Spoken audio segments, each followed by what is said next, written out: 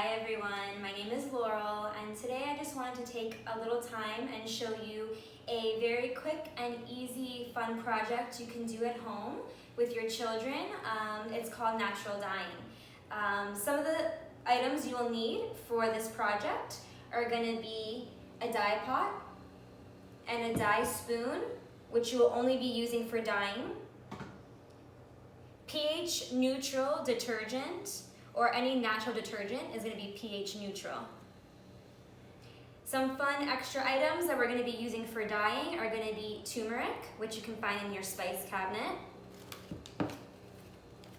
tea bags, baking soda, vinegar, coffee beans, and not shown here, but if you do have fresh produce like blueberries or kale, those two work really beautifully to create beautiful color on natural fabric.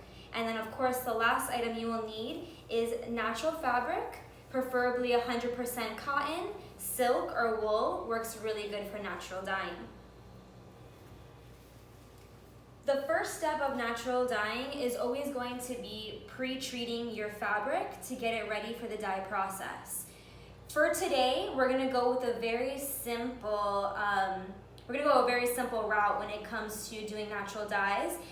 When working with natural dyes, you always have to pre-treat the fabric by cleaning it very well to get rid of the material like waxes, dirt, that build up in your fabric through wear or through manufacturing.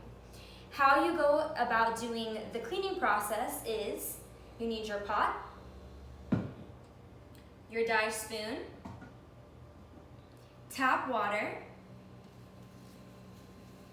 your fabric cut up into the pieces that you want to work with, and soda ash. Soda ash I don't have here, but it's very similar to baking soda, and you can even use salt, lots of salt, as a very simple scouring material.